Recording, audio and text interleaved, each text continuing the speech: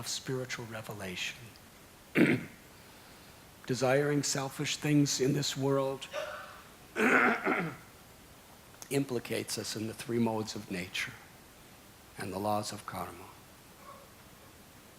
Desire for liberation, from the Vaishnava perspective, it's about me. I don't want to suffer anymore. So it's not considered pure. But the desire to serve, unconditional, unmotivating service, that desire is absolutely pure. And that is to be considered desireless. To be without desire because it's without any selfish desire for anything for oneself. And unless we come to that state, we cannot enter into the spiritual world of Vaikuntha. Param drisva nivartate. When we experience that higher taste of being attracted to Krishna, like that fruit vendor, she just became so attached to Krishna. Her only goal in life was just to make him smile by giving him everything she had if it was necessary. That is desireless. When Krishna captures our heart, there could be no selfish ego. When Krishna captures our heart, forever, we simply want to make him smile. That is love. That is the love of the soul. To give Krishna happiness. And Krishna's love for us is unlimited. He's just asking us to accept it, to receive it through our service attitude. And Krishna fills us with his loves.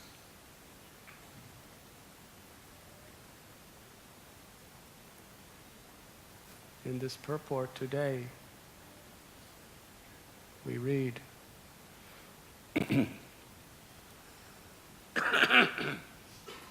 how Krishna has given his method of how to approach.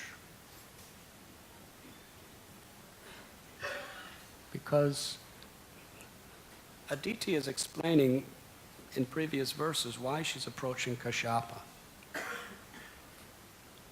She understands she has to get the mercy of the Supreme Personality of Godhead. And she says the Supreme Lord is equal to everyone. Whether they're devas or daityas, or anyone else. Aham bija pratapita. He's the seed-giving father, mother for every living being. He's equal to everyone. But still, she says, those who are his devotees, those who surrender everything to him, are very special and dear to him. And Krishna gives himself through those devotees who are dear to him. That is his method of giving the highest liberation to this world. Sadhu Sangha, Sarva Sastakoi, Lavamatra Sadhu Sangha, Sarva Siddhi Hoy. Even one moment's association with a pure-hearted sadhu can open the doors to the highest perfection in life. Therefore, there is nothing more valuable in all of existence than the association of devotees.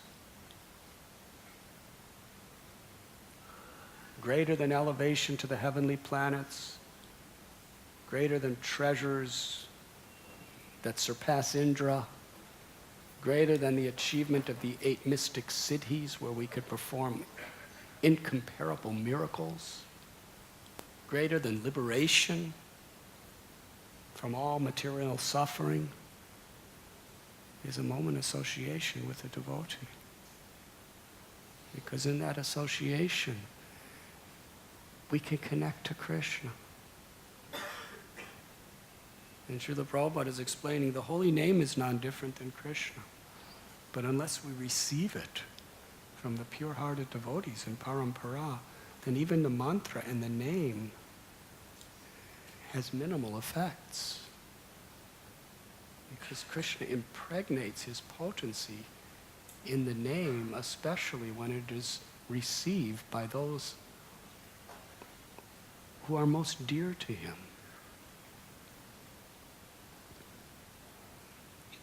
That is simply the way Krishna gives himself.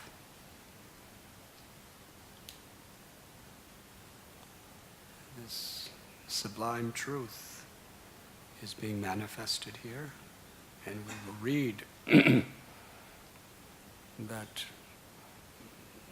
in the future verses, how Aditi will be performing some serious austerities. She learned the process through Kashyapa, one who is so dear to the Lord, her guru. And by following his instructions, it's not that he just touched her head and she saw Krishna. She had to go through some tapasya. She had to go through some hardship and remain faithful to his instructions. And through that, Vamanadev was born to her. And similarly, when we simply humbly receive the message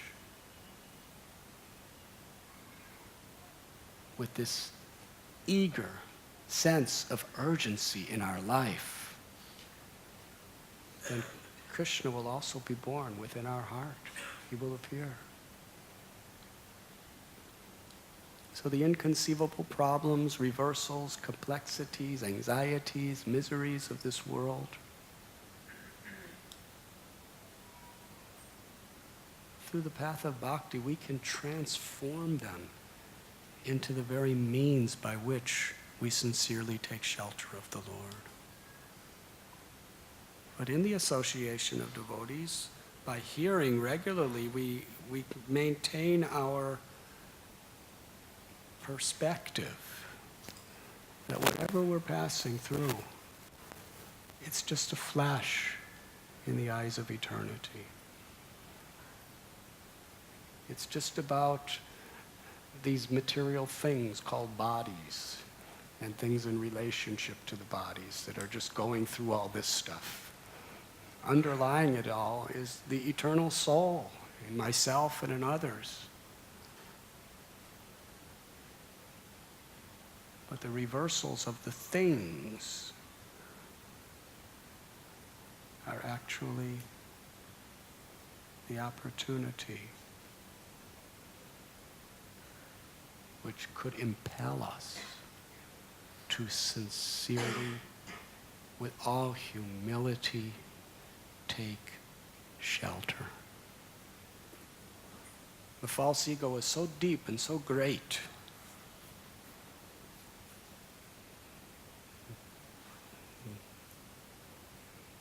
to really take shelter, we have to be genuinely humble. And to be genuinely humble, we have to really feel ourselves helpless without the mercy of Krishna that's coming through Guru and Vaishnavas. That's real humility. I'm helpless without that mercy. And that is what Kashyapa Muni is teaching us in these verses today.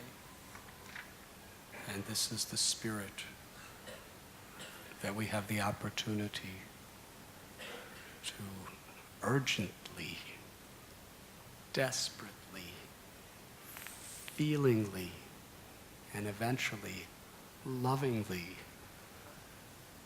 cry out very loudly the holy name.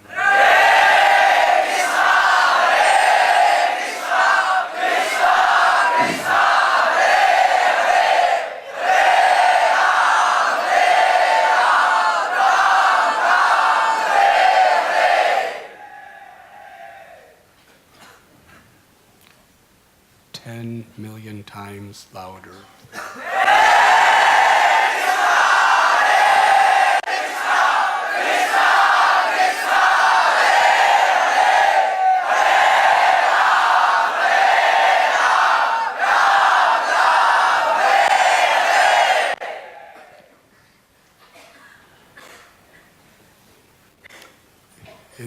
of Gajendra, in the teeth of the crocodiles, let us chant one more time.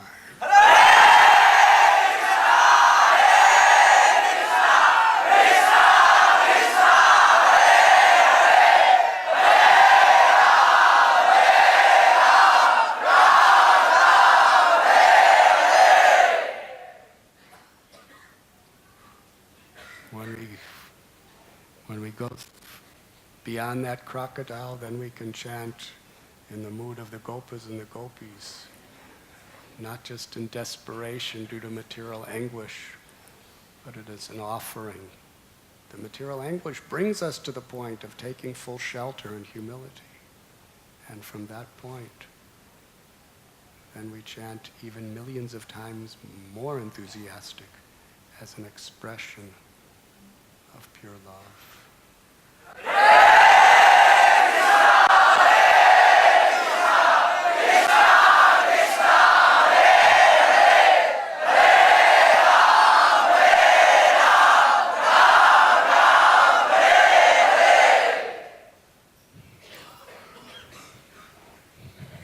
I noted that we were louder when we were in the crocodile's jaws rather than when we were chanting with pure love. But one leads to the other, and that is. Is there any questions? Shamdas ji, Prabhu, please come for darshan. Special darshan we made just for you today.